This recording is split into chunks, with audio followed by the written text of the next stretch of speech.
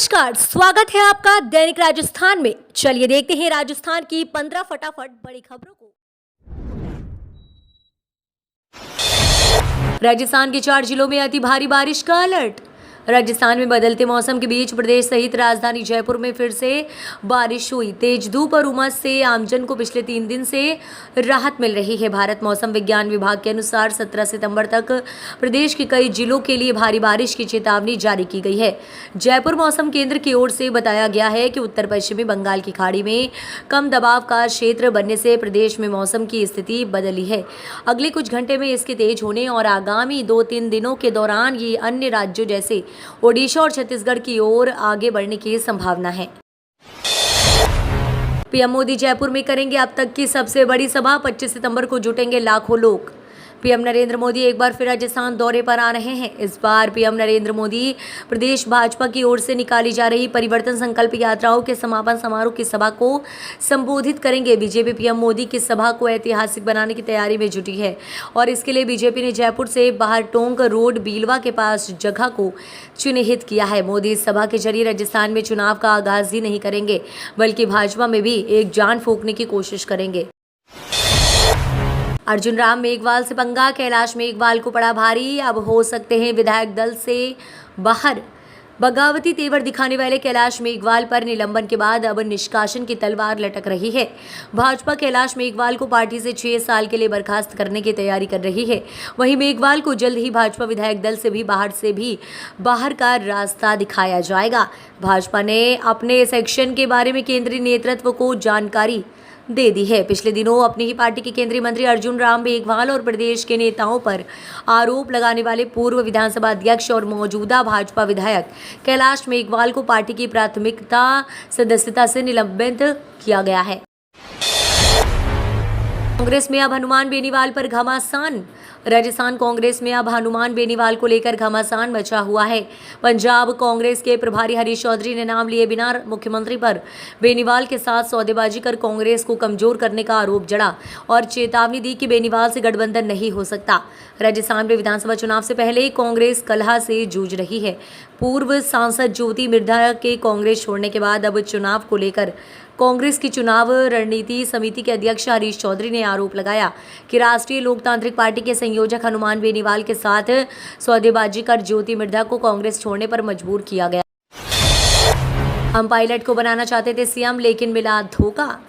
राजस्थान की राजनीति में सचिन पायलट दूसरे नेताओं से रिश्तों को लेकर चर्चा में रहते हैं। बीते कई महीनों से राज्य के मुख्यमंत्री अशोक गहलोत के साथ विवाद चल रहा था। आलाकमान की मध्यस्थता के बाद अब वह विवाद सुलझा हुआ दिखाई दे रहा है क्योंकि दोनों ने एक दूसरे के खिलाफ बयानबाजी बंद कर दी है। अब सचिन पायलट से राजस्थान के एक और नेता खफा हो गए हैं। राजस्थान की नागौर सीट से राष्ट्रीय लोकतांत्रिक पार्टी के सांसद हनुमान बेनीवाल ने कहा कि वो सचिन पायलट को राजस्थान का सीएम बनाना चाहते थे, लेकिन उन्हें धोखा मिला है। राजस्थान पेपर लीक मामले में ईडी के एक्शन से गरमाया सियासी माहौल। परिवर्तन निदेशालय ने राजस्थान में प्रश्न पत्र लीक मामले में राजस्थान लोक सेवा आयोग के सदस्य बाबूलाल कटारा और अनिल कुमार मीणा को गिरफ्तार कर लिया है। अधिकारियों ने शनिवार को बताया कि कटारा और मीणा को धन शोधन निवारण अधिनियम के प्रावधानों के तहत गिरफ्तार किया गया है। एक विशेष अदालत ने उन्हें 3 दिन के लिए ईडी की हिरासत में भेजा है। राजस्थान पेपर लीक मामले में ईडी के एक्शन से सूबे का सियासी माहौल गर्मा गया है। विपक्षी भाजपा ने गहलोत सरकार पर जोरदार हमला बोला। प्रहलाद जोशी ने गहलोत सरकार पर साधा निशाना, सीएम से मांगा इस्तीफा। केंद्रीय मंत्री और भारतीय जनता पार्टी के राजस्थान चुनाव प्रभारी प्रहलाद जोशी ने परिवर्तन निदेशालय द्वारा राज्य लोक सेवा आयोग के निलंबित सदस्य बाबूलाल कटारा की गिरफ्तारी के मद्देनजर शनिवार को मुख्यमंत्री अशोक गहलोत के इस्तीफे की मांग की। जोशी ने यहां संवाददाताओं से कहा कि शुक्रवार को ईडी के छापेमारी में मुख्यमंत्री के एक करीबी को गिरफ्तार किया गया। अगर उनमें थोड़ी सी भी शर्म है तो उन्हें तुरंत अपने पद से इस्तीफा दे देना चाहिए क्योंकि उन्होंने ही उन्हें राजस्थान लोकसभा आयोग का सदस्य बनाया था। मानहानि मामले में सीएम गहलोत की राहत बरकरार। दिल्ली के राउज एवेन्यू कोर्ट परिसर स्थित विशेष न्यायालय ने राजस्थान के मुख्यमंत्री अशोक गहलोत को आपराधिक मानहानि मामले में एडिशनल मेट्रोपॉलिटन मजिस्ट्रेट न्यायालय में वीडियो कॉन्फ्रेंसिंग से पेश होने की छूट 14 अक्टूबर तक बढ़ा दी है। गहलोत की ओर से कहा कि एसओजी रिकॉर्ड के अनुसार संजीवनी क्रेडिट कोऑपरेटिव घोटाला मामले में केंद्रीय मंत्री गजेंद्र सिंह शेखावत का नाम लिया, इसलिए उनके खिलाफ मानहानि का मामला नहीं बनता। डोटासरा में घमंड है तो किसी भी सीट से मुकाबला कर लेंगे, राजेंद्र राठौर। विधानसभा नेता प्रतिपक्ष राजेंद्र राठौर ने कहा कि पीसीसी चीफ गोविंद सिंह डोटासरा किसी भी सीट से उनसे मुकाबला कर सकते हैं, वे इसके लिए तैयार हैं।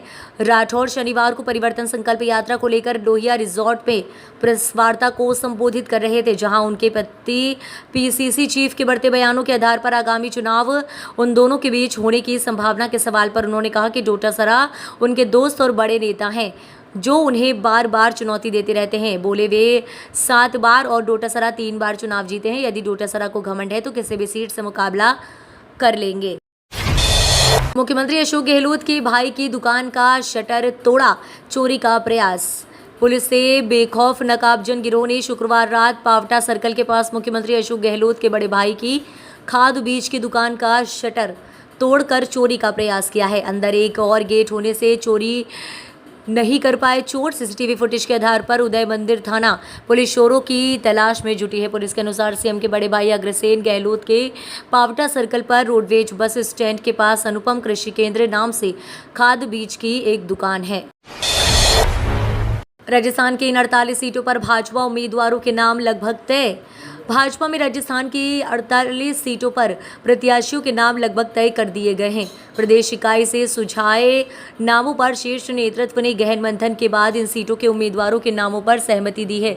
सूत्रों का कहना है कि अगले सप्ताह केंद्रीय चुनाव समिति की बैठक के बाद अंतिम रूप से उम्मीदवारों के नामों पर मोहर लगेगी और प्रधानमंत्री मोदी की 25 सितंबर को जयपुर में परिवर्तन यात्रा संपन्न रैली के बाद पहली सूची जारी होने की संभावना है। सबसे पहले पार्टी लगातार 3 चुनावों से हारी हुई डी वर्ग की सीटों के उम्मीदवारों की सूची जारी करेगी। पार्टी का मानना है कि इससे कमजोर सीट पर प्रत्याशी को पूरे क्षेत्र में चुनाव प्रचार का अधिक मौका मिल सकेगा। बीजेपी को 13 जिलों में घेरने के लिए कांग्रेस खेलने जा रही बड़ा दाव। बीजेपी को घेरने के लिए इस बार के विधानसभा चुनावों में कांग्रेस एआरसीपी के मुद्दे को जमकर बुनाएगी।